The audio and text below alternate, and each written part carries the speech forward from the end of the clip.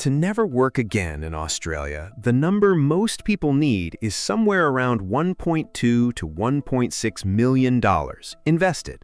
That's it. That's the headline. But here's what nobody tells you. That number isn't the hard part. The hard part is everything that happens before it. Every dollar wasted, every wrong turn, every safe choice that quietly costs a fortune. So today, this is the real cost of financial freedom in Australia, stage by stage, and where most people bleed money along the way. Let's start at the very bottom, $0, because before anyone builds wealth, they have to survive their own paycheck first. At $50,000 a year, under the tax rules that just kicked in this financial year, the first $18,200 is tax-free, then it's 15% up to $45,000, then 30% on the rest. After tax and the Medicare levy, someone on this income is bringing home somewhere in the low 40,000s. Rent alone in most capital cities eats a huge slice of that, often 30% or more of take-home pay. Realistically, saving anything meaningful here is a grind, 5, maybe 10% of income if the budget is tight and disciplined. Move up to 75,000, more breathing room, but not as much as people assume, because a bigger chunk of that income now sits inside the 30% bracket. After tax, take-home lands in the high 50,000s. This is where a real savings rate becomes possible for the first time, 15 to 20% if housing costs are under control. At 100,000, something shifts.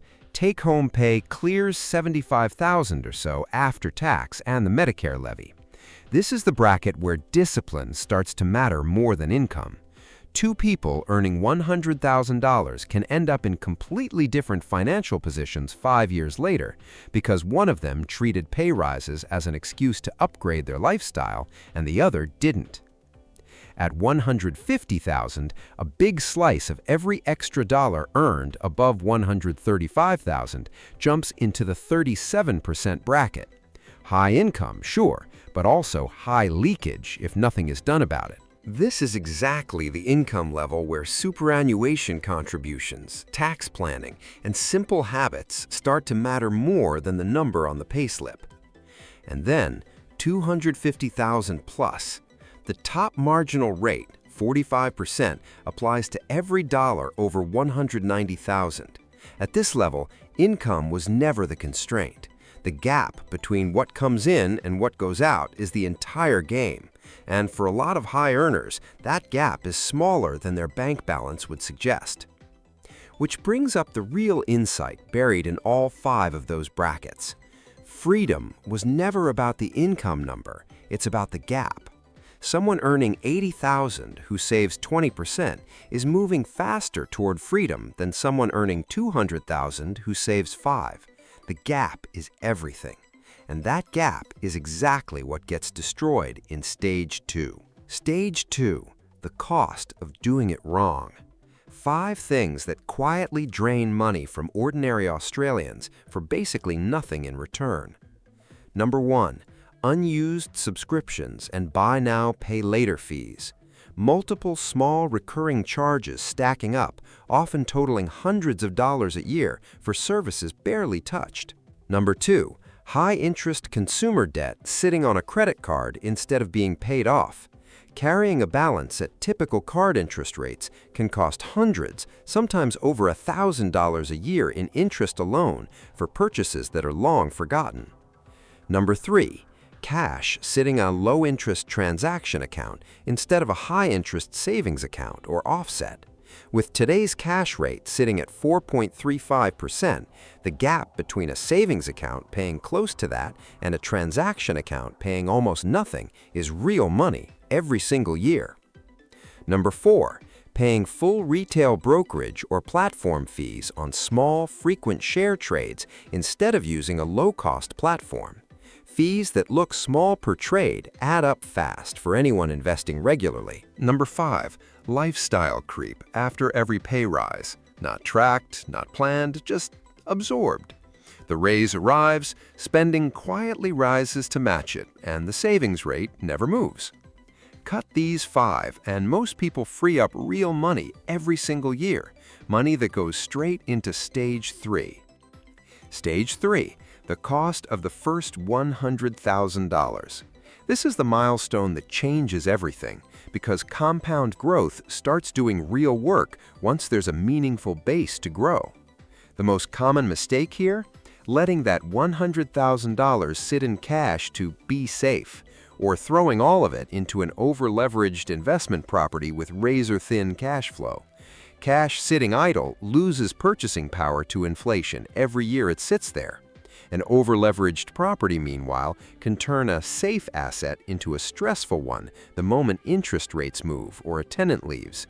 The better path is almost always broad, diversified, low-cost investing inside and outside of superannuation, where that $100,000 keeps compounding instead of standing still. The opportunity cost of getting this stage wrong isn't small. Over a working lifetime, the difference between money that compounds and money that sits idle can be worth hundreds of thousands of dollars by retirement. Stage 4. The cost of choosing a vehicle. $100,000, stocks or real estate?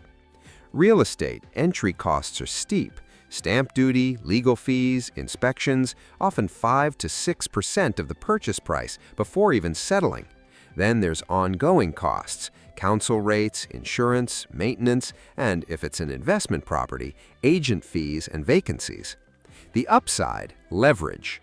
A 20% deposit can control an asset worth 5 times that, and historically, Australian property has delivered solid long-run capital growth in most major markets, according to CoreLogic's long-term data. Shares and ETFs. Entry costs are close to zero, a brokerage fee of a few dollars per trade. Ongoing costs are tiny. A low-cost index ETF might charge a management fee of well under 0.5% per year.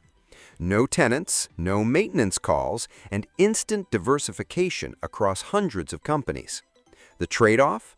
No easy leverage without real risk, and share markets can swing sharply in the short term, even if they've historically trended upward over decades. So which one wins? Honestly, it depends. It depends on personal risk tolerance, how hands-on someone wants to be, and whether they already have exposure to property through their own home. Anyone claiming there's one universal right answer is selling something. Stage 5. The cost of the finish line, living off dividends in Australia. This is where the real number gets built, using 2 assumptions, a withdrawal rate and a portfolio yield. A commonly cited rule of thumb is a 4% withdrawal rate. Draw down roughly 4% of the portfolio each year, and historically, the portfolio has a strong chance of lasting through a long retirement. Run that math backward from a target income, and the portfolio size becomes clear fast. For context, the ASFA retirement benchmark, Australia's most widely used retirement benchmark, currently estimates that a single person needs somewhere in the vicinity of $50,000 a year for a comfortable lifestyle, and a couple needs somewhere around $70,000 to $75,000. Using a 4% withdrawal rate, that points to a portfolio in the ballpark of $1.2 to $1.3 million for a single person, and higher again for a couple. These figures move slightly every quarter as ASFA updates them, and every household's real number will differ based on housing costs, health, and lifestyle, but the shape of the math stays the same. Stage 6. The discount option. Why some Australians are choosing to retire overseas instead. Here's the twist. That $1.2 to $1.6 million target assumes retiring in Australia, where housing, healthcare, and day-to-day costs sit among the highest in the region. Retire instead in parts of Southeast Asia. Thailand, Vietnam, or Bali are the most commonly cited examples, and cost of living research consistently shows day-to-day expenses running at a fraction of Australian levels for comparable quality of life. That doesn't mean the number magically shrinks to nothing. Healthcare access, visas, and long-term stability all need serious research, not just a headline cost of living comparison. But for those willing to consider it, the number required to stop working can look dramatically smaller than the Australian figure. So here's the ladder, laid out as what it actually is, a literal cost list. The cost of starting from zero, shaped entirely by tax brackets and the size of the gap between income and spending. The cost of doing it wrong, thousands of dollars a year lost to 5 completely avoidable habits. The cost of the first 100,000, the difference between money that compounds and money that just sits there. The cost of choosing a vehicle, stocks or property, each with a real, calculable price tag attached. The cost of the finish line, a portfolio built on a withdrawal rate and a yield, not a guess. And the discount option, a number that can shrink dramatically for those willing to leave. Add it all up, and the real cost of financial freedom in Australia isn't really about money at all. It's about which stage someone is actually standing on right now. So here's the real question.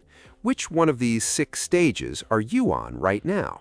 Drop it in the comments, stage 1, stage 3, stage 6, wherever it is, because the next move only makes sense once that number is clear.